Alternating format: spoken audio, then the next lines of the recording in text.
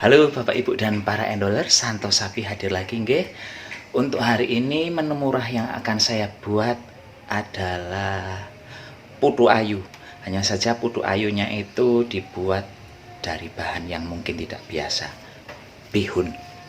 Bagi yang penasaran bagaimana Santos Sapi membuat menu murah meriah tapi enak banget ini menggunakan bihun, silahkan ikuti videonya nggih. Cus! Untuk membuat menu kali ini saya sudah menyediakan bihun. Ini bihun jagung yang saya gunakan. Ini beratnya 150. Nampak enggak 150. Dan ini tidak akan saya gunakan semua, melainkan saya gunakan separuh saja. Karena kan kalau digunakan semuanya jadinya bakal banyak. Iyalah brutul-brutul ini. Sedikit saja saya membuatnya. Sekarang bihun ini akan saya rebus hingga matang. Yang digunakan untuk merebus sudah mendidih. Langsung saja dimasukkan. Bihun jagung itu wataknya agak ndablek. Jadi dia direbusnya itu perlu agak lama.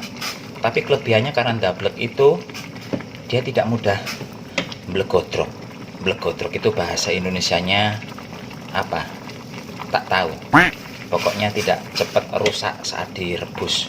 Beda dengan bihun-bihun yang standar itu nggih, dimasukkan air panas saja udah langsung, kelamaan sedikit gitu udah langsung blegodrok. Kalau ini lebih kuat mentalnya. Setelah 4 menit lebih sedikit saya rebus, langsung matikan kompor, kemudian ditiriskan. Tuh, separuh saja jadinya banyak, apalagi kalau dua itu dimasukkan semua tadi, penuh satu, apa ini namanya, satu cepon ini. Misalnya si bihun jagungnya ini rebusnya kematangan, Bapak Ibu nggak usah khawatir, tetap aja dipakai ini, karena ini nanti juga akan diublek-ublek lagi. Dah, sekarang ini kita sisihkan dulu, kita ambil bahan yang lain. Panci yang sama untuk merebus bihun tadi, sekarang saya masukkan air sebanyak setengah gelas. Santannya ini kalau ukurannya sih 65 ml, tapi ini tinggal separuh. Ini saya masukkan semua. Gula pasir saya menggunakan sekitar 5 sendok makan. 2, 3, 4, 5. Untuk ukuran gula disesuaikan dengan selera nggih. Kalau suka manis ya ditambah sampai 8 sendok makan. Kalau yang 5 sendok makan ini rasanya manis, tapi manis-manis biasa sesuai dengan lidah saya. Beri sedikit garam, sedikit saja. Beri vanili saiprit, dah.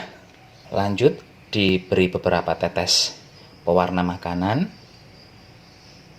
Ini saya menggunakan agak banyak karena kalau sedikit agak pucat. Diaduk. Dan sekarang ini akan saya rebus. Ini airnya sudah mendidih. Terlalu besar saya menggunakan apinya, kecilkan dulu. Sekarang bihun jagungnya saya masukkan. Ini dubleknya agak cepat biar nggak kosong saja.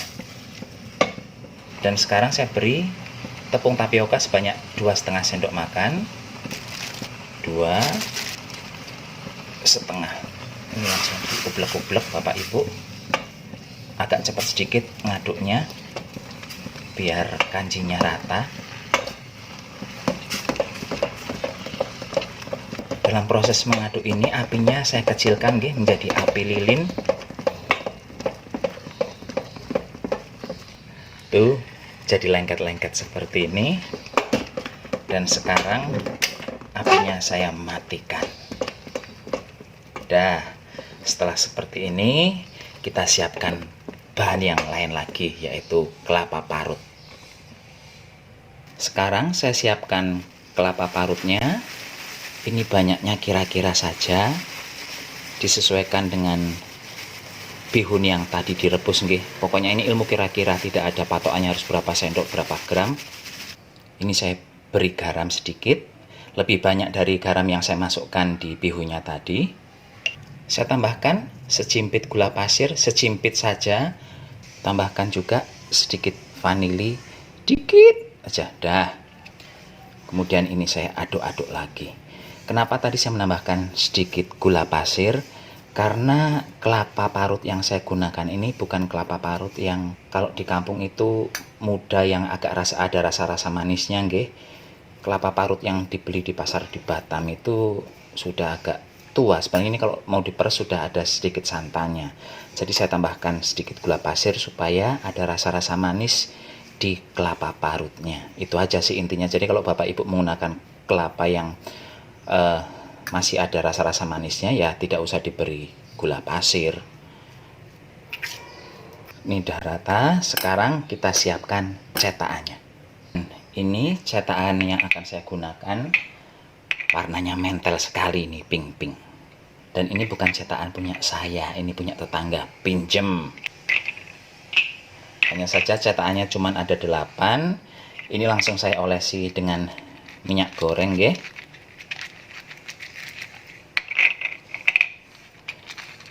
Setelah diolesi minyak goreng, sekarang saya akan masukkan kelapa parutnya di dasar cetakan. Ini pakai yang ini dulu. Kemudian ini dipencet-pencet. Nah, ini mencetnya dengan penuh kegemasan saja Pak Bu ya. Segemas saya kalau nonton sinetron Indonesia. Kenapa gemasnya? Kalau saya bukan soal ceritanya ataupun episodenya yang sampai dari nenek lahir sampai neneknya punya cucu, nggak selesai-selesai. Tapi kalau saya gemasnya lihat dandanannya orang itu. Kadang gemes saja, ada orang sakit, terbaring di rumah sakit, tapi pakai bulu mata, pakai apa itu pemerah pipi, pokoknya rambutnya disasak, paripurna penampilannya.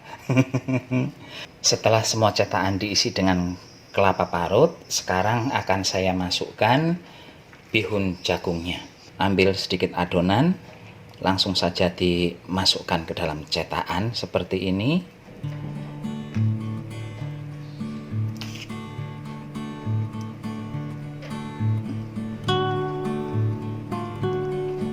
Ini cepet kok ngisinya, nggak lama-lama, walaupun agak lengket-lengket nggih. Tapi ini nggak susah juga, gampang kok memasukkannya. Udah jadi seperti ini, lakukan terus hingga adonannya habis. Setelah cetakan diisi dengan adonan, gunakan 1 sendok yang sudah diolesi dengan minyak goreng, digunakan untuk mencet-mencet seperti ini nggih. Karena kalau kita menggunakan sendok yang tidak diolesi dengan minyak goreng, dia akan lengket-lengket saat dipenyet-penyet seperti ini. Minyak gorengnya nggak usah banyak-banyak, cuman buat syarat supaya tidak nempel di sendok saja. Ini semua setelah dimasukkan ke dalam cetakan, jadinya ada 11. Tapi yang 3 cetakan terakhir yang saya gunakan itu sak gajah-gajah, nggak mau diet, besar banget. Mungkin kalau menggunakan cetakan yang kecil-kecil ini bisa jadi 14 atau 15 buah. Banyak kan Bu, dengan 75 gram bihun saja. Jadi jangan gunakan yang banyak-banyak kalau untuk dikonsumsi sendiri. Ini sekarang akan saya kukus. Proses pengukusan ini dilakukan selama 15 menit. Tapi 15 menitnya dihitung dari air mendidih nggih. Ini kan saya memasukkannya sebelum air mendidih. Dan ternyata yang saya bisa kukus di tahap pertama ini cuma 9, masih ada 2 yang belum dikukus. Jadi nanti ya terpaksa harus ngukus 2 kali. Kita tunggu hingga matang nggih. Dan ini sudah 15 menit saya mengukus dari air mendidih, dihitungnya nggih. Tuh hasilnya seperti itu. Ini akan saya biarkan dingin dulu, baru setelah itu dikeluarkan dari cetakan. Ini dia Bapak Ibu hasil akhirnya.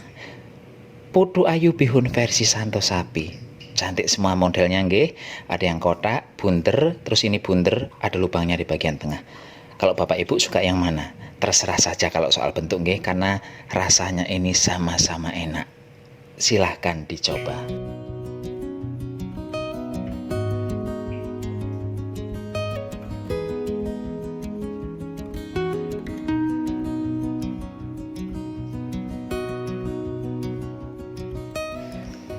demikian saja Bapak Ibu acara masak-memasaknya kali ini nggih. Sampai jumpa di video berikutnya. Tetap jaga kesehatan, gunakan masker kalau keluar rumah. Mohon maaf kalau gerakan kepala saya agak kaku karena sekarang saya lagi jadi robot. Tidak bisa nengok kanan, tidak bisa nengok kiri. Mau nengok ke bawah sakit banget gara-gara tidurnya kebanyakan gaya. Nggih pun, gunakan masker kalau keluar rumah nggih. Bye bye.